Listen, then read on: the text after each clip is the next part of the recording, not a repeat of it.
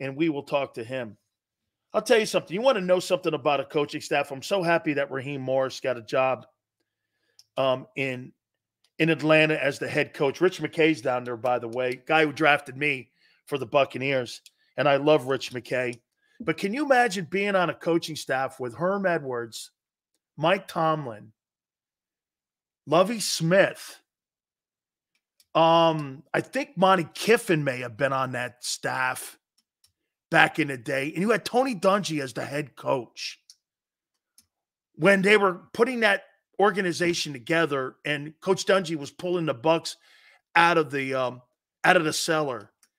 And Herm now back in the media, and I love Coach Edwards so much. I thought he got a raw deal at ASU, but we'll talk about that some other time. He's back in the media at ESPN. He joins us now here on the National Football Show. How you doing, Coach? I am well, my friend, and you're right about Raheem, but let me tell you the story about Raheem Morris. He actually wasn't down there with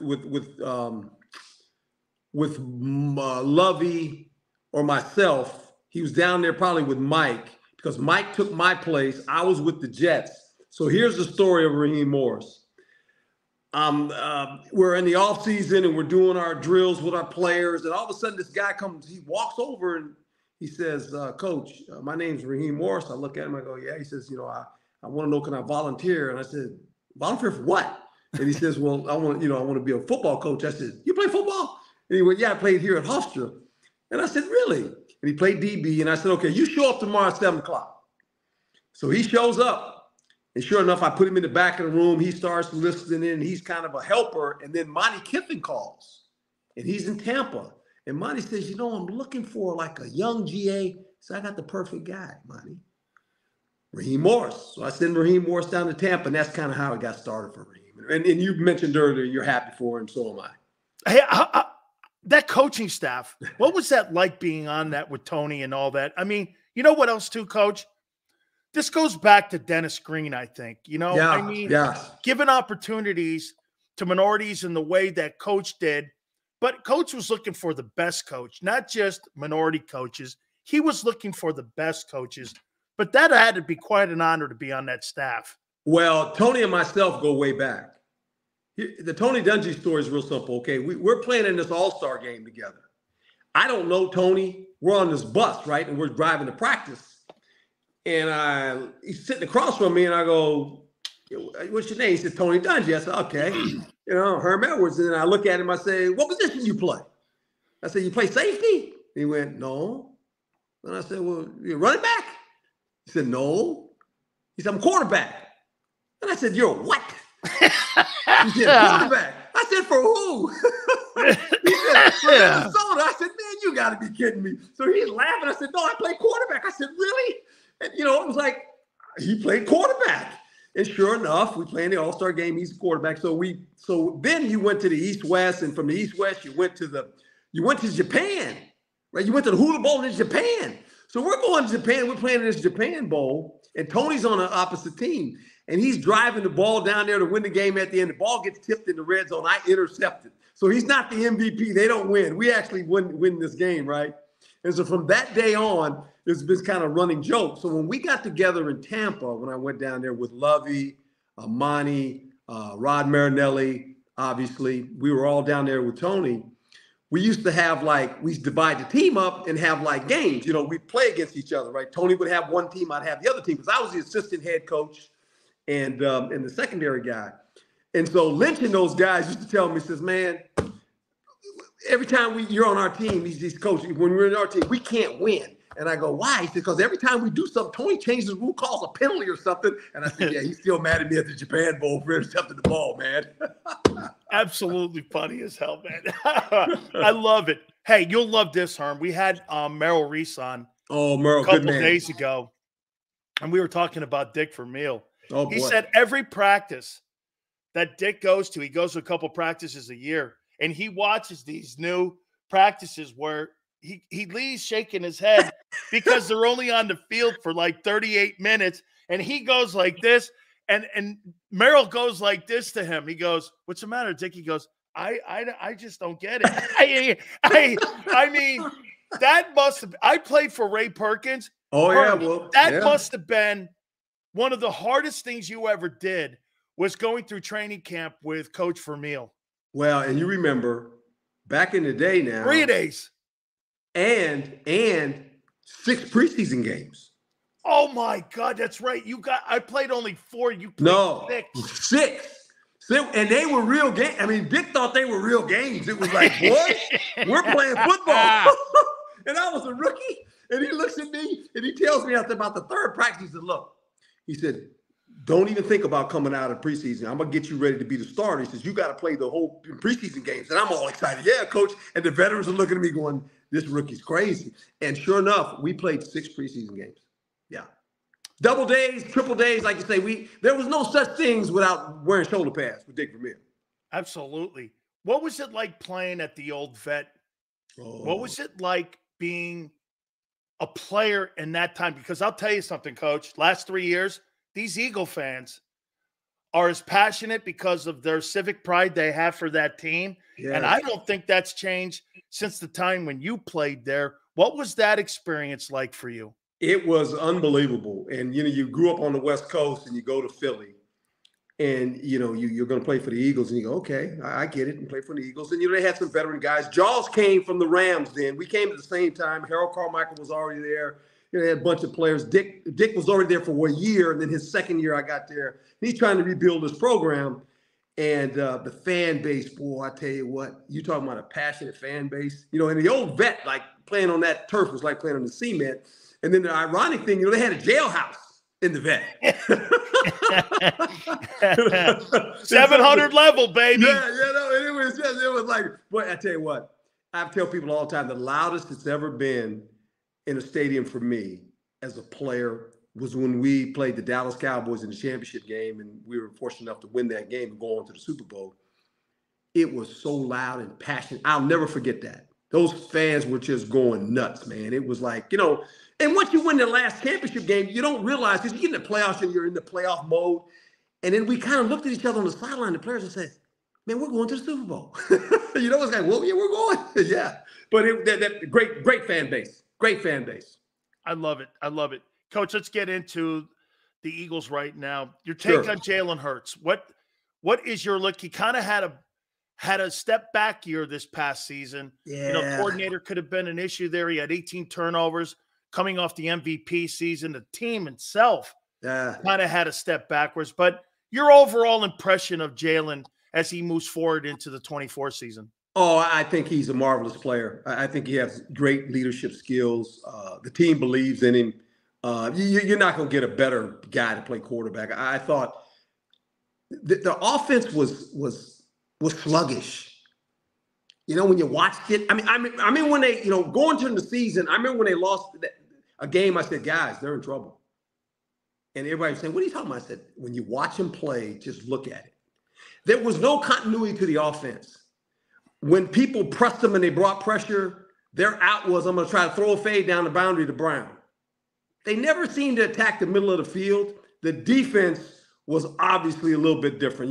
They had 43 sacks last year. They had 70 the prior year. Yep. I mean, the secondary, the linebacker, there's no impactful linebacker for them, right? They weren't the same team. And it's hard to repeat what you did the previous year. It's just because everybody's playing their best against you. That's what you got to learn now. It's like when we went to the Super Bowl. We come back off the next year. We got into the playoffs and we got eliminated the first round because everybody's playing their best game. But the offense was out of sync and the defense they were dead last now. They were not very good. Coach, how about this? To what you're saying, expand on what you're saying. How about that? I said this about DeAndre Swift. I didn't really think he was an upgrade on Miles Sanders because I think they lost a little physicality. Now they bring in Saquon Barkley now. Is this maybe what you're talking about, where it became more finesse at the end of last year and they want to get back more to being one of those power teams and dominant teams at the point of attack? And look, if you're an Eagle player, the one thing that city expects out of you, you got to be tough. They want tough football teams. They just do. That's the Philly way. They don't know it any better than that. It's not, it's come on, we're going to hit you right in the face, right? We're on Broad Street. We're going to hit you in the face. That's what they believe in. So I think getting Barkley now, oh boy, he's going to take a lot of pressure off Hurst because they ran him too much and then he got hurt. When his knee was hurt, he never was well. He never was 100%. You could tell the way he ran. He was gingerly at best. But I think Saquon now adding him, and don't lose sight of this about Saquon. You got to throw him the ball. He can really catch. He's a bad matchup for linebackers coming out in the passing game. And this is the guy, all of a sudden, he needs to catch 50, 60 balls. Don't just run him. Put him in the passing tree. Let him get the ball in his hand in space. Coach, tell me how you do this, though. You've got A.J. Brown. You've got Devontae Smith. You got Dallas Goedert. Now you got Barkley. And like you said, one of the things, if you look at the throw chart, Jalen threw to the numbers, had an 8 quarterback rating across the middle. Now, that could have been because Goddard was injured middle part of the season, so they went away from the middle of the field. How do you, with a new coordinator coming in and Kellen Moore, is it a priority this offseason and OTAs and mini camps that you get everyone on the same page? Keith Byers said this, Coach. Last year, he didn't feel they were playing championship football because they weren't spreading the ball around. No. And if you can't spread the ball around, I don't care how many talented guys you have, how much of a challenge is that for the new coordinator and for the new talent on the team? Well, I think for Kellen Moore, he's going to be fine. He's been places with talent, with running backs that can catch the ball, with tight ends. So this is why you hire a guy like this. He'll make sure that defensively you're a little bit in a pickle, because how do you defend the field now? And he's gonna attack all the grass on the field. By the way, he's not just going to throw it outside the number. He's going to attack the middle of the field. He's going to attack you right in the middle, so that he can get the matchups he wants outside with the big physical receiver in Brown, right? So Goddard and Saquon obviously will attack the middle along with some other things that he's going to do. So he's going to set it up. I mean, if you're Hurst, you got to be excited about this guy being a former quarterback. He gets it. He's going to have an answer. Obviously, when they bring pressure. He ain't going to hold it in his hand a whole lot. He's going to get it out of his hand and get it to him and let him run and make plays in space. So I think this is a good get for them. It's going to be fun to watch. Now, here's the deal. You know, the guy that hikes the ball all of a sudden, he gone. That'll be interesting. Does the Philly push stay alive? Without Jason Kelsey. Without him being the center. Because he's unique. He's a long-arm guy. And people don't realize that length of where he put that ball, that helps that Philly push now. Right? I hadn't thought of that, Coach. That's exactly right, because he's that length. How low he got. That helps. I think they can still do it, but he was a master at it now. They were really good at it. You know, they were always in. Think about this. It's 1st and 8. It's not 1st and 10. No, right. It's 1st and 8. Right. If you're an offensive coordinator, it's 1st and 8. I don't have to worry about 10. 2 yards, I got it. I got the 2 yards. I can make 2 yards anytime. You know, 95% of the time I can make it. I'm good. So I'm dialing up 1st and 8, not 1st and 10. Coach, do you think they're making a mistake by taking the legs away from Hurts, where his dual threat is the reason he got paid? Coach Vermeil thinks this. Hey, man, you should run that guy like, you know, I'm going to run him because that's what that guy does. On 3rd and 11, Coach, at 22, I thought that guy was a weapon. And as you would know, as a defensive-minded guy, that breaks a defense's back when you got a quarterback that does that. Last year, the INTs and the turnovers went up to 18. Yeah. Okay? Do you still want to keep the RPO in because they seemingly are getting away from it? You got to have it in your arsenal because, look, when you have a quarterback with his skill, I think they got nervous when he got hurt. Okay.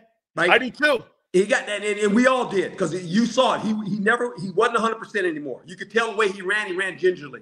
Now he's back this year. So I do believe this. with him and any quarterback that has the ability to run, you balance the playing field. It's 11 on 11. The defense doesn't have an extra guy anymore. It's only 10 on 11 because the quarterback doesn't run. You never worry about the quarterback. But you get a quarterback of his caliber, it's 11 on 11 football. When you're rushing him, who's containing him? Who's going to catch the quarterback? Is it one of the rushers? Is it the linebacker? Is it a safety? Somebody's got to add on to this, right? Because when he escapes, you got to have somebody that has the quarterback. So they got to run him. I think they will. They'll use him in the run game some. Couple last questions for you, Coach. They acquire a guy in Devin White, and this is what I heard. We had Ian Beckles on last hour, who covers the team, and Sapp had a conversation about him and said this about him. Here was the 5th pick in the draft. Last 5 years, he hasn't been mentally focused all the time. He's been up and down in his career. He's one of these guys, Coach, when things are going great, he's a spectacular talent and athlete on the field. Oh. But when things go south, he has a propensity, and they benched him at the end of the year last year. How do you coach someone like that?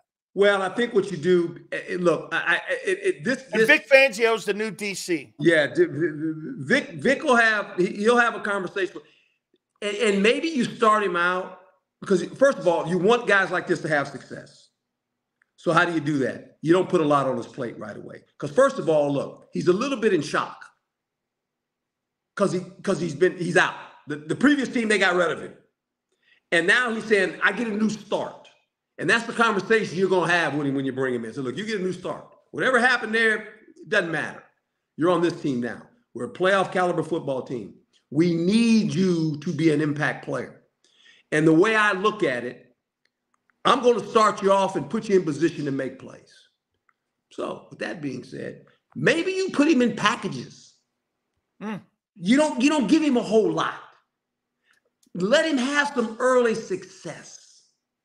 Build on his success. Don't build on his past. Build on something that's going forward. And as he grows and gets better, you give him a little more. But you don't put it all on his plate right away. Right? And I think if you do that, you give him some time. Because players know this. Players so put him in a position to succeed. There you go. Players don't want to be exposed. That's the worst thing you can do for a football player. Expose him. Have him do things he's not comfortable doing. He's going, coaches put me in a bad deal. No, here's what you do. This is all you need to do. And let him do that, get some confidence, get in the groove with the guys, and all of a sudden, maybe he can find his way. Couple last questions here, Coach. I got to get to Jaden Daniels because if there's anybody that could give you the insight because now, again, you had him at Arizona State. He transfers to LSU. I'm wondering how that situation came about because Jalen Hurts went through it at Alabama. You coached the player. Do you see success with this player at the next level? And do you think there's any kind of issues? Did you have an issue with him when he was at Arizona State? Not one. The guy's like my son. Okay. Talk to him before every game when he was at LSU. When he walked in my office and he decided to go, and we know why he went. We won't even get into that. Yep. I hugged him and I said, you go. And nothing's changed. I've talked to him all the time, visit with him. I mean, watching him grow as a football player, I mean, he needed time. I saw him as rookie. I mean, we always went to the playoffs with the guy. He is a spectacular player. In big moments, he understands it. He doesn't freeze up. Can throw the ball down the field as accurate as anybody. A better runner than you think. I'm going to mention this name. People say, well, who is this guy? I said, it's real simple. He's Randall Cunningham. Wow. Think about it. Think about it. Yeah, I see it. Same features. I played with Randall there. He's Randall Cunningham. He's the second version of coming of Randall Cunningham. That's what he is. I mean, he's unbelievable. I mean, he just, great kid. My two daughters are like his sisters. So, Man. I mean, come on, man. Wait, Coach, that's why you play for a guy like you, because you're honest. When you leave, I left Maryland to go play for Jimmy Johnson. Yeah. And, I mean, but very seldom do you have a guy go, I get it, I understand it, and I love you. And then get this, my coaches are still my friends 30 years later, and Jimmy comes on my all those guys, Dave Wanstead, Butch Dave, are my friends to this day. Yeah. That year after COVID, we played 2 games and we played the next season. Look, let me tell you something. I lost 7 guys. I know you did. Good players. I mean, Johnny Wilson in Florida State. Right. Ricky Pearsall. I mean, I lost a bunch of them. I wasn't mad at them. I said, man, I get it. I know why you're going. It ain't got nothing to do with me. Right. I understand it, man. I think, and you look at it, and that's the hard thing about college football anymore. That it's not, the NFL's easier. Because when they sign a contract, they can't leave. In college football, you got to recruit your guys not every year. You got to recruit them every week. That's why Nick Saban, he can still coach. He didn't want to do that anymore. He said, "God, I don't want to do this. I got to recruit every day I got a guy that's thinking about leaving. One of my better players, right? I mean, it's hard, but that's the landscape right now. And some guys don't. It's just hard." Coach, last question for you, and I want to take it here because a guy just dropped $5 on the question. He wants to know, because the Eagles are going to a Vic Fangio 34, having played a 43 last year or a 5 front. What's the nuance, small nuance in layman terms here, that you think that you have that change? Is it a drastic change? Is it a change that is going to be seamless, or does it take time in a system like that? It'll take. We were a 3-4 team. Now on third down, we were 4-man front. We rushed them, but it gives you the ability to. Now here's the deal, though. When you decide to do that, you have to get some linebackers. Now, the great part about the NFL anymore, you play with 5 DBs.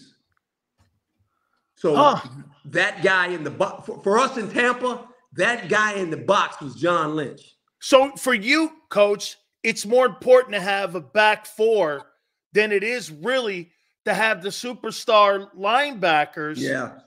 Because you can get away with not marginal, but good players at the LB position. Yeah. But you've got to have strong and free in corners. Think about this. When we were in Tampa and we went nickel, here's our nickel package. Lynch is in the box along with Rondé Barber being a nickel back. Both of them Hall of Famers. Both of them Hall of Famers. And then you got Sapp at the 3 technique and got Derek Brooks at the weak linebacker position. 4 Hall of Famers. And Hall of Fame coaches on that staff. Yeah, Tony Dungy, Hall of Fame coach. Mike Tomlin, obviously soon to be a Hall of Fame coach. I mean, come on, man. Hey, Coach, can I sneak one more in? Sure. Justin Fields. Oh, boy. Do you think he's gone to a situation in Pittsburgh where they believe in player development more and they know what they're doing at that position? Yeah, and think about it. When the Pittsburgh Steelers are good on offense, think about the 2 quarterbacks they've had over the years. Yeah. Right? It's really been the 2. Right, Roethlisberger and Bradshaw. Defensively, they're always in the mix. Russell Wilson just added something to his career if he's the starter. Why? It's the Seattle Seahawks offense.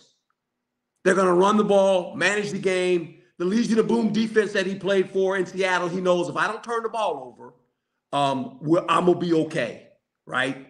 So the defense and special teams will set the stage. Justin Fields is sitting in that rocking chair going, okay, I get to compete against this guy, and Mike Tomlin's going to play the best guy. He doesn't care he don't care if you're Russell Wilson, you got all these accolades. You better show him now. He's going to tell those guys, look, there's no way Justin Fields goes there if he doesn't think I get to compete for this. Love it. Coach, I feel like JV with my small game balls behind your game balls. No. I look, hey, folks, I look like I'm on the JV team. No. All my game balls there, okay? And I look at Coach Edwards, and I'm going like, damn. Sorry, Coach, I got distracted. That's 30 years, baby. That's coaching and playing. That's 30 years, man. That's a lot of footballs, man. Coach, I love you so much for taking time as you always do. Thank you so much. Anytime, my friend. It's always good to visit with you. You got a great show, man. Appreciate you for letting me have an opportunity to be on with you. Thank you so much, Coach. I appreciate it. All right. God bless now. Thank you. You got it. The great Herm Edwards. God, I love talking to Coach Edwards. Yeah, I felt a little kind of like the JV. I mean, he had all them game balls back there, and I'm going like this. Jesus. 1, 2, 3, 4, 5, 6, 7. I got 8. He had like 88. Yeah. Hey, man, he said some pretty interesting things that makes me think here. Hey, Yale, did you hear what he said, folks? It's not that important to have superstar linebackers. It's more important about the back end of your defense in a 34. He says you have to have great secondary play.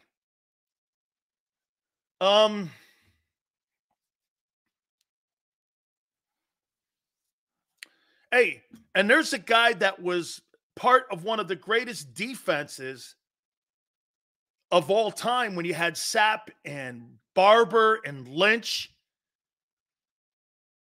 Brooks, Chidi Ahanatu, Simeon Rice. See, Flexen, that's my point. Right there, Flexen. See, Flexen, TJ Edwards was a solid player. And you don't have a solid player. You're right. You don't have a solid player right now. That's right. You don't have a solid player. Oh, my God, Yale, I should have asked him to show me the ball from the Meadowlands. Okay? I'd like to have seen that game ball. The actual football. I wonder if he has that. I'm going to text him. Okay? I'm going to text him. If he has the actual Joe Pisarcik game ball when he took that ball into the end zone. God, I'd love that, man. I'd love to see that. Again, would that not be one of the greatest pieces of Philadelphia sports memorabilia of all time if he has the original football that he went in on the Pisarcik? Wasn't it Pisarcik and Zonka? Wasn't it Pisarcik and Zonka that did that fumble? And some guy named Kotar or something like that? It was Zonka and Pisarcik. The ball pops up. He gets it, Edwards, and he takes it back. That's right. How did Zonka get on that team? I think you want to hear something crazy? Hey, Barb, you ready for this? I think my uncle was the general manager of the Giants for that team. So some of you are probably going to go, hey, it's in the blood. Sills don't know how to build a team.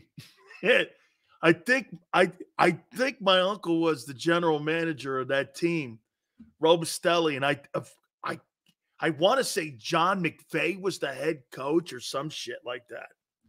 Holy cow. Eagles don't draft linebackers in the first round. No, they don't. And they traditionally, since the Howie Roseman era, don't draft well at all at the position. But I thought Herm brought some great things up here, man. You know, and you hear what he said about you. Hey, how it is McVay's grandfather. How about what he said, how he would play Devin White? Did you hear what he said? Don't start him. Gradually put him in. Put him in a position of success. Okay? Put him in a position of success. Prince says something. That's why I keep saying, let's see how it plays out. Hey, Prince, that's kind of what Coach Edwards said, didn't he? He goes like this. Well, in a way, though, he's like,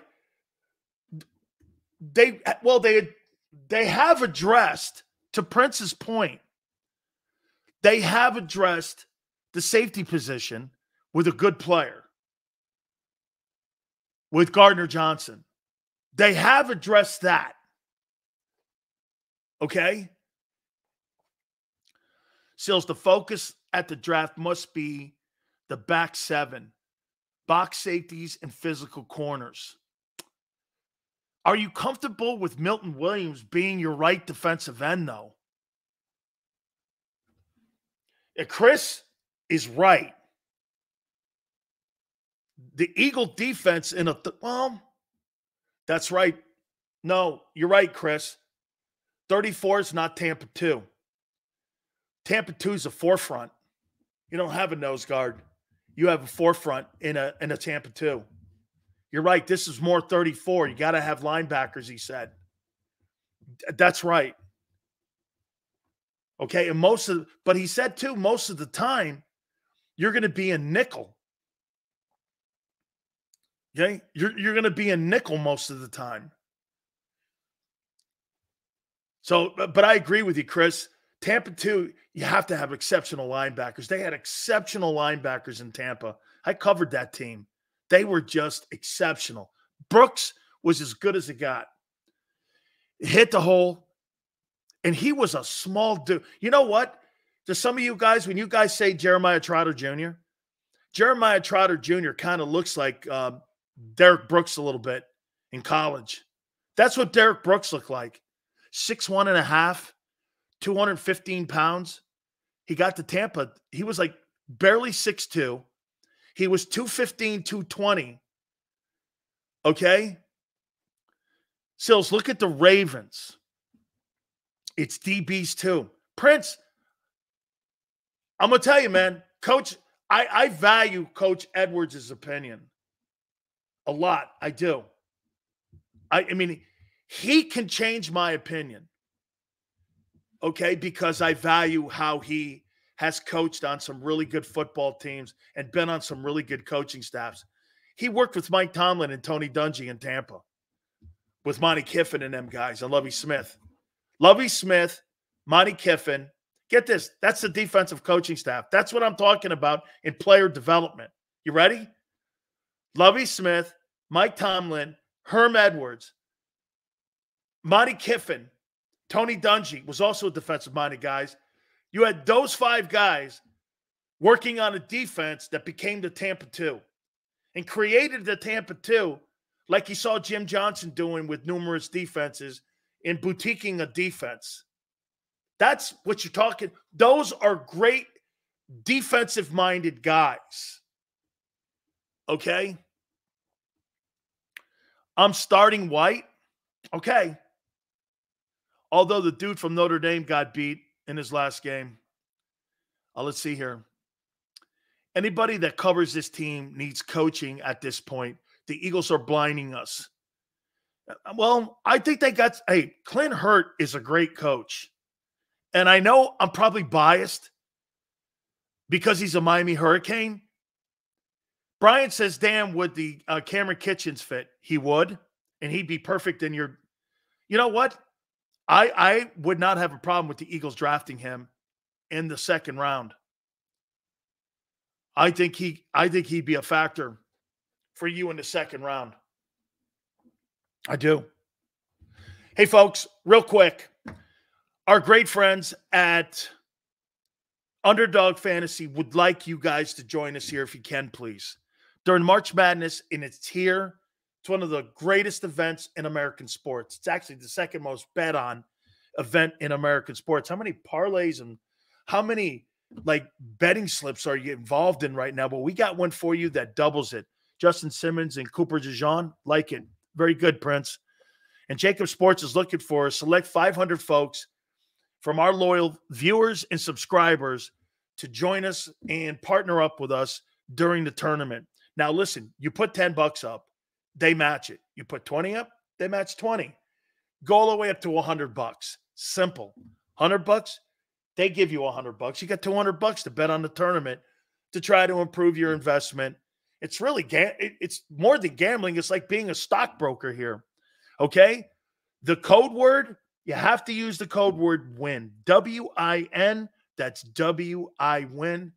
And that is good luck to you. W-I-N. What are the most successful 34 defenses in history? Steelers. The Ravens. Those kind of defenses. All right. Randy Cross from CBS Sports is going to join us at 5:30 Eastern Time. Hit the like button. Keep it here, National Football Show.